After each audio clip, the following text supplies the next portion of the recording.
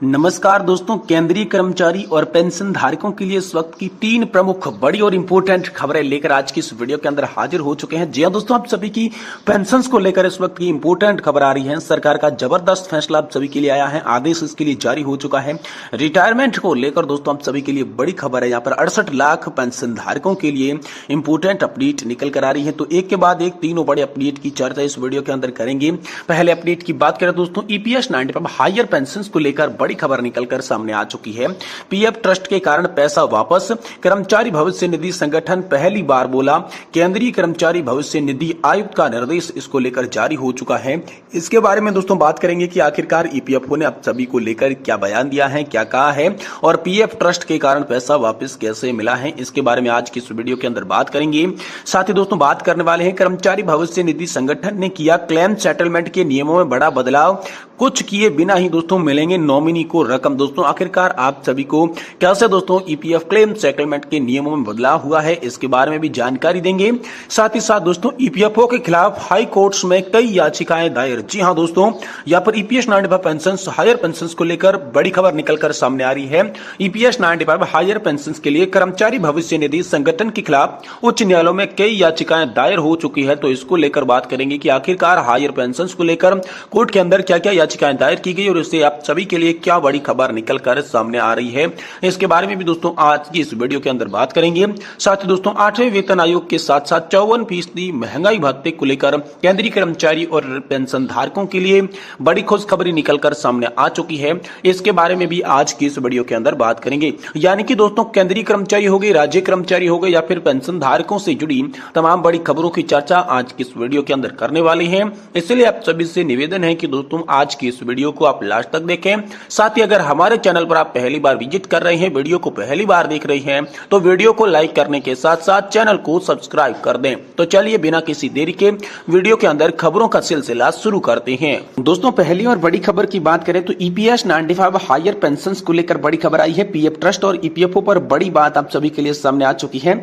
EPS 95 higher pension को लेकर बड़ी खबर है। पीएफ ट्रस्ट के कारण पैसा वापस, ईपीएफओ पहली बार बोला कि केंद्रीय भविष्य निधि आयोग के क्या निर्देश जारी किए गए हैं।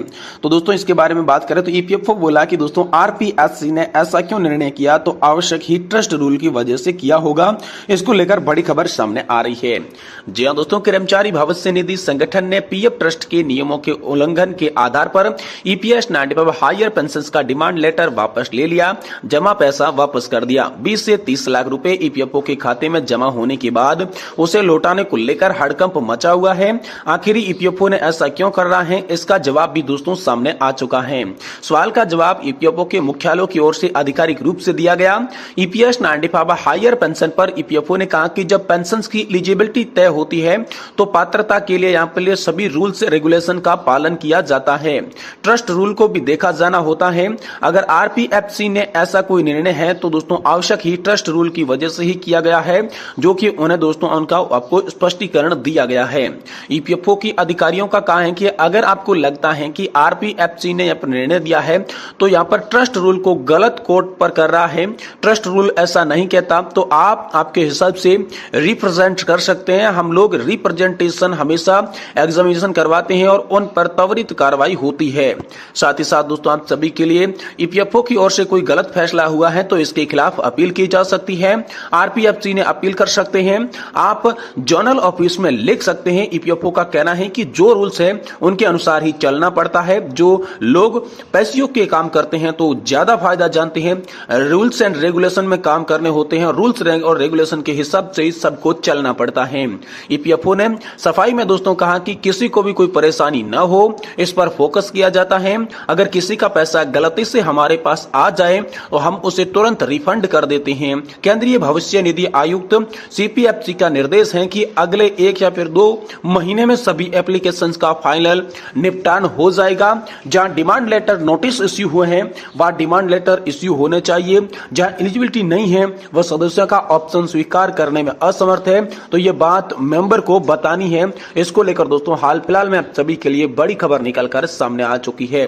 वही दोस्तों अगली बड़ी खबर की बात करें तो ईपीएफओ ने किया क्लेम सेटलमेंट नियमों में बड़ा बदलाव। जी हां दोस्तों, आखिरकार कर्मचारी भविष्य निधि संगठन ने क्लेम सेटलमेंट नियमों में क्या बड़ा बदलाव किया है, चलिए आपको इसके बारे में बताते हैं। कर्मचारी भविष्य निधि संगठन ने क्लेम सेटलमेंट के नियमों में बड़ा बदलाव किया है। संगठन ने उन मामलों में राहत दी है जिनमें ईपीएफओ सदस्य का निधन हो गया है और उनका आधार पीएफ खाते से लिंक नहीं है या जानकारी का मिलान नहीं हो रहा है। अब उसके नॉमिनी आधार डिटेल्स के बिना भी पीएफ खाते की रकम पा सकते हैं। ईपीएफओ ने इस संबंध में हाल ही में सर्कुलर जारी किया है। ईपीएफओ के मुताबिक ईपीएफ सदस्यों की मृत्यु के मामले में क्षेत्रीय अधिकारियों को उनके आधार विवरण को जोड़ने और उनका सत्यापन करने में कई तरह की दिक्कतों का सामना करना पड़ता था।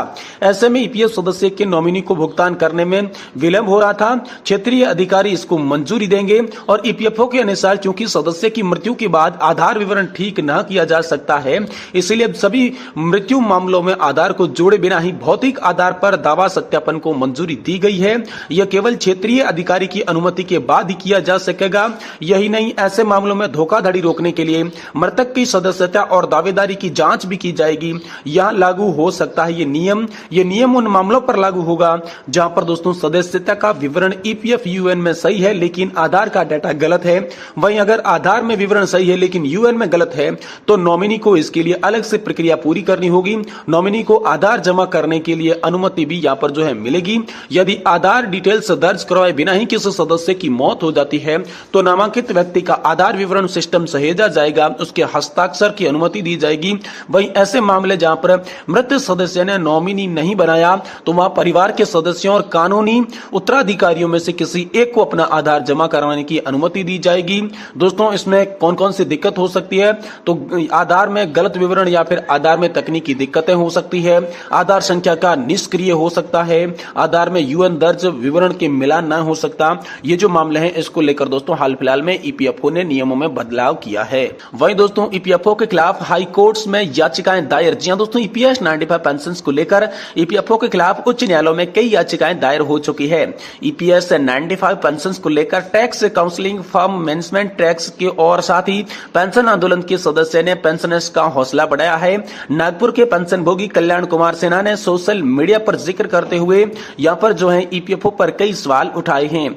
ईपीएफओ ने हायर पेंशन देने के लिए सुप्रीम कोर्ट के आदेश पर अमल किया, ज्वाइंट ऑप्शन फॉर्म तक भरवाया गया, उच्च पेंशन देने की प्रक्रिया का पहला चरण अपनाया जा चुका है।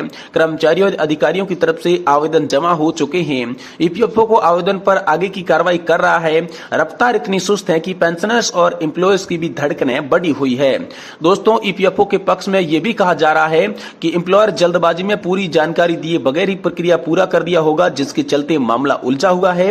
वहीं कई कर्मचारियों ने नौकरी बदली होगी जिनका संचित पीएफ में नए खाते में स्थानांतरित नहीं किया गया, या जहां कर्मचारियों के पास पूर्ण विवरण का अभाव है, उन नियोक्ताओं के अपना व्यवसाय बंद कर दिया या अन्य कंपनियों ने अपना अधिग्रहण कर लिया है।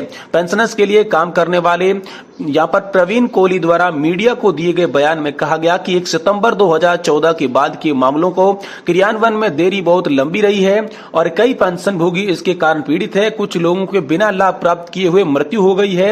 इन सेवानिवृत्त लोगों के लिए उच्च पेंशन की गणना की पद्धति के कारण पेंशन की मात्रा काफी कमी हो गई है और इस पर उच्च न्यायालयों में कई याचिकाएं दोस्तों हाल फिलहाल में दायर की गई है। यानी कि आप सभी के लिए कर्मचारी भविष्य निधि संगठन है, उनके खिलाफ हाई कोर्ट्स में बहुत सारी याचिकाएं जा चुकी है। हायर पेंशन को लेकर ये तमाम याचिकाएं होने वाली है। अब देखते हैं हाई कोर्ट से इन याचिकाओं पर कब सुनवाई होती है, क्या इसको फैसला लेकर निकल कर आ सकता है। इसके बारे में भी दोस्तों हम इसी चैनल के माध्यम से आपको जानकारी देने की कोशिश करेंगे। इसलिए आपसे निवेदन करते हैं कि दोस्तों आप इस चैनल को सब्सक्राइब कर दें। साथ ही हमारी वीडियो आपको पसंद आई है तो दोस्तों वीडियो को भी आप लाइक जरूर करते जाइएगा।